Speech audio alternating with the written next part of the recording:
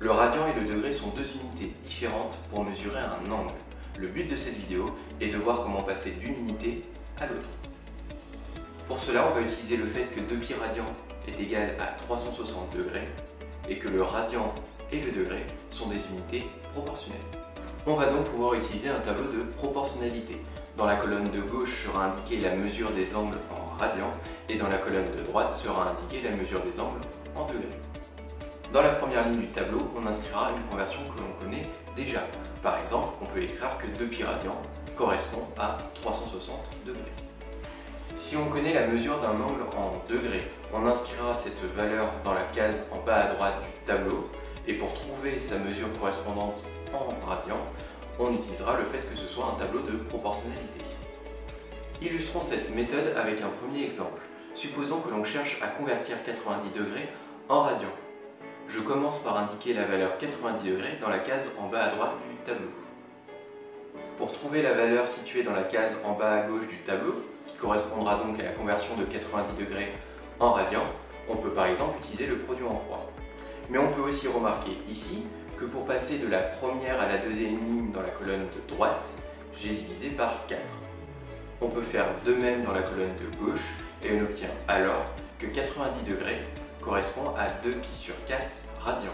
Et après une simplification par 2 de la fraction, on obtient que 90 degrés correspond à π sur 2 radians.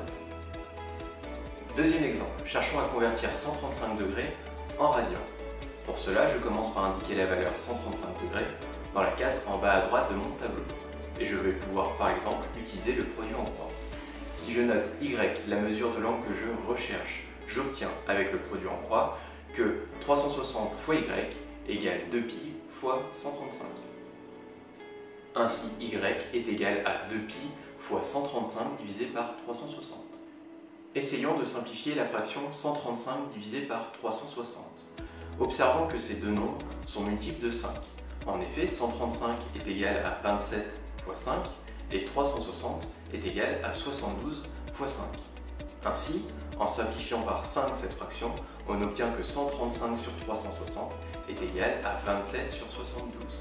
Or, 27 et 72 sont tous les deux des multiples de 9. En effet, 27 est égal à 9 fois 3 et 72 est égal à 9 fois 8.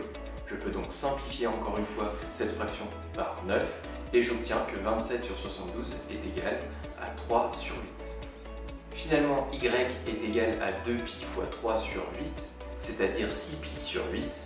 Et en simplifiant une dernière fois par 2 cette fraction, j'obtiens que y est égal à 3π sur 4. Finalement, 135 degrés correspond à 3π sur 4 radians. Pour convertir des radians en degrés, la méthode est sensiblement la même, mais je commence cette fois-ci par indiquer la valeur que je connais dans la case en bas à gauche du tableau. Donnons un exemple pour illustrer cela. Cherchons à convertir 4π sur 3 radians en degrés. On commence par inscrire 4π sur 3 dans la case en bas à gauche de mon tableau et on note x, la mesure en degrés que je recherche et que j'indique donc dans la case en bas à droite du tableau. Pour trouver la valeur de x, on va utiliser le produit en croix et on obtient ainsi que x fois 2π est égal à 360 degrés fois 4π sur 3. Or, 360 est égal à 120 fois 3. On peut donc procéder à une simplification par 3 dans le membre de droite de l'égalité. Et on obtient que x fois 2π est égal à 120 fois 4π.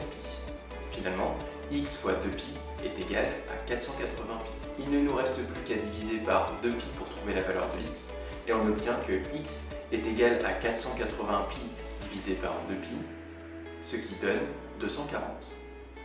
Finalement, on a trouvé que 4π sur 3 radians correspondait à 240 degrés.